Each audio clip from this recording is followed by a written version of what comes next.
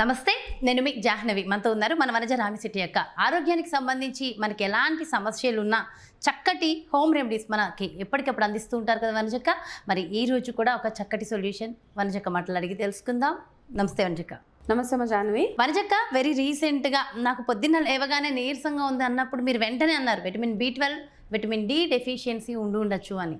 అయితే కామన్గా ఏ ఏజ్ వాళ్ళకైనా ఇవి వచ్చే అవకాశం ఉంటుందా? అంటే కాళ్ళ నొప్పులు, కీళ్ళ నొప్పులు ఒకప్పుడు 60 ఏళ్ళు దాటిన వాళ్ళలోనే కామన్గా ఉండేవి. ఇప్పుడు ప్రతి ఒక్కళ్ళలో ఇది కామన్ అయిపోయింది. అంటే ఆ డెఫిషియన్సీ వల్ల ఇది వచ్చిందని ఎలా తెలుసుకోవచ్చు?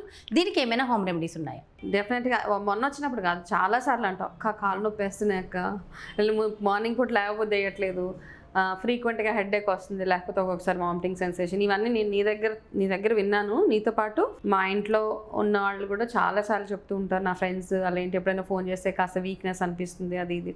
అయితే ఏమవుతుందంటే మనకి ఈ మల్టిపుల్ ప్రాబ్లమ్స్ ఇలాగ వీక్నెస్, ఫ్రీక్వెంట్గా వామిటింగ్స్ అవినా, వెయిట్ లాస్ అవుతూ ఉంటారు కొంతమంది. ఇట్లా అంటే అన్ఇంటెన్షనల్ వెయిట్ లాస్ అంటాం. ఇట్లా అయ్యి చాలా లేజీనెస్ ఎక్కువైపోయి, హెయిర్ లాస్ అయిపోయి, గోర్లు విరిగిపోయి ఇవన్నీ ఉంటాయి.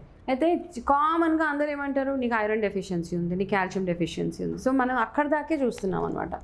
ఇవి కాకుండా మన బాడీకి ఇంకా చాలా రకాల విటమిన్స్, చాలా రకాల మినరల్స్, ఇవన్నీ చాలా చాలా అవసరం అనమాట.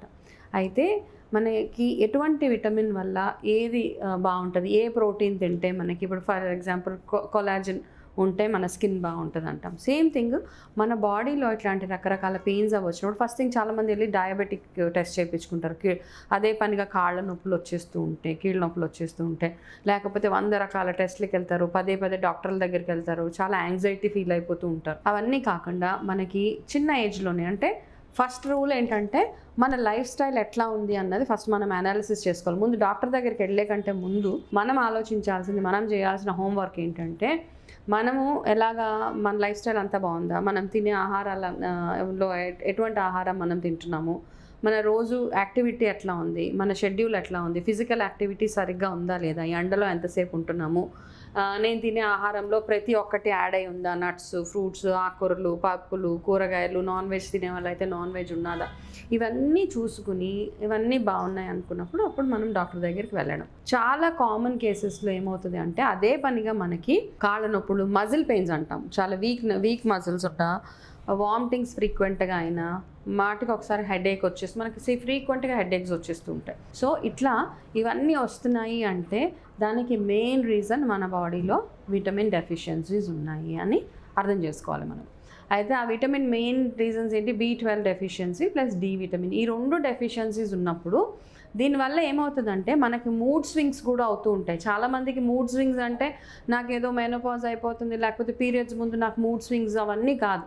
ఈ విటమిన్ డెఫిషియన్సీ ఉన్నప్పుడు కూడా మనకి విపరీతంగా మూడ్ స్వింగ్స్, ఇరిటేషన్, కోపం. ఎందుకంటే బాడీలో మనకి ఓపిక లేదు కదా, మనకి ఓపిక శక్తి లేనప్పుడు ఆటోమేటిక్గా అవతల మనిషి మీద మనం ఇరిటేషన్ చూపించేస్తూ ఉంటాం.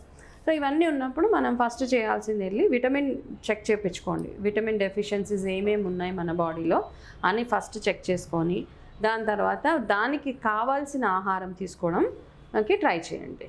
సో జనరల్గా ఏం చేస్తామంటే మనకి ఎక్కువగా B12 మనకి నాన్ వెజ్ తినే వాళ్ళకి B12 డెఫిషియన్సీస్ ఉండవు. చాలామంది మీట్, ఫిష్, ఎగ్ ఇవన్నీ తినే వాళ్ళకి B12 డెఫిషియన్సీస్ ఉండవు. ఏదైతే వెజిటేరియన్, నాన్ వెజ్ తినని వాళ్ళలో మనం కాస్త ఎక్కువగా ఈ డెఫిషియన్సీస్ చూస్తూ ఉంటాం అనమాట.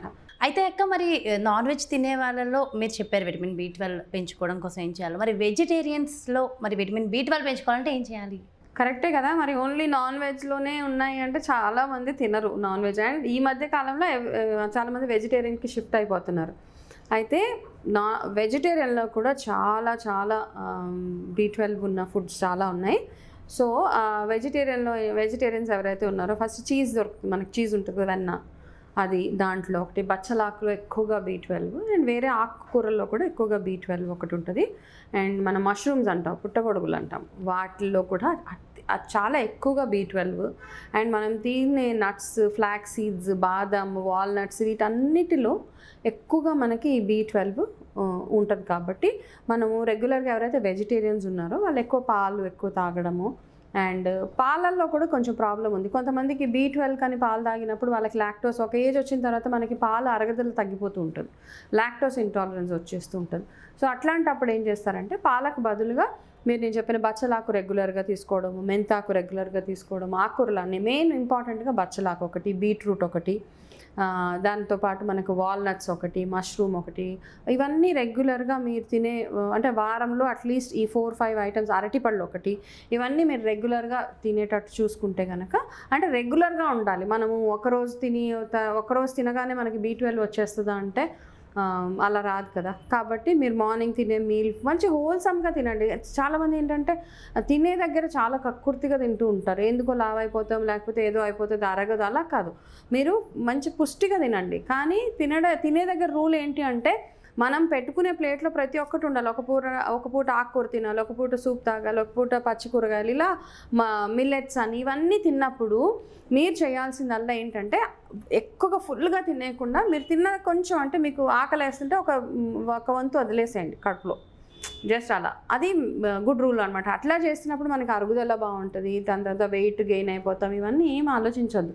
చక్కగా మన పద్ధతుల ప్రకారం, మీ ఇంటి పద్ధతుల ప్రకారం ఏవైతే పాత రాజుల నుంచి ఏవైతే తింటున్నారో అవన్నీ తింటూ మీ ఆహారంలో ఇవన్నీ యాడ్ చేయాలి. కొంతమంది ఓన్లీ రోజు చారు లేకపోతే బంగాళదుంప మాత్రమే, చాలామంది పిల్లలు కూడా, లేకపోతే ఒక ఆమ్లెట్, ఒక చారు, లేకపోతే ఒక పప్పు, లేకపోతే ఇంకొకటి ఏదో తింటుంటారు. అట్లా కదా, అట్లీస్ట్ 2 రకాల కూరలు, కాస్త మజ్జిగ కానీ ఇలాంటివన్నీ యాడ్ చేసుకుంటూ ఉంటే మనకి రెగ్యులర్గా వచ్చే ఈ విటమిన్ డెఫిషియన్సీస్ అవి రాకుండా ఉంటాయి.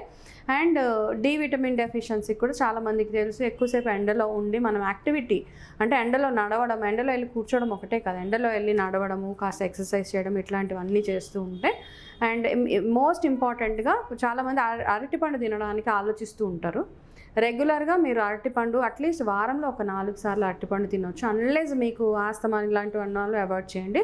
లేకపోతే రెగ్యులర్గా అరటిపండు ఒకటి, మష్రూమ్స్ ఒకటి, పుట్టగొడుగులు అంటాం కదా, దాంతో సూప్ కానీ కర్రీ కానీ అట్లాంటివి చేసుకొని తింటే ఈ B12 డెఫిషియన్సీస్ లేకుండా ఉంటుంది. Vitamin B12 and vitamin D డెఫిషియన్సీకి చక్కటి ఆహార పద్ధతులు చెప్పేశారు అక్క. అండ్ ప్రతి ఒక్కరికి అనుకూలంగా ఎలా తీసుకోవచ్చు అనేది డీటెయిల్డ్ ఇన్ఫర్మేషన్ ఇచ్చారు. థ్యాంక్ యూ సో మచ్ మంచిగా. నమస్తే. ఎస్, చూసారు కదండి, మరి ఇది చక్కగా అంటే ఇలాంటి ఆహారం తీసుకుంటే ఎలాంటి విటమిన్ డెఫిషియన్సీ లేకుండా మన ఆరోగ్యాన్ని మనం సంరక్షించుకోవచ్చు అంటూ ఎంతో చక్కటి ఇన్ఫర్మేషన్ అందించారు కదా. మరో ప్రత్యేకమైన కార్యక్రమంతో మళ్ళీ మీ ముందుకు చేస్తాను. నమస్తే.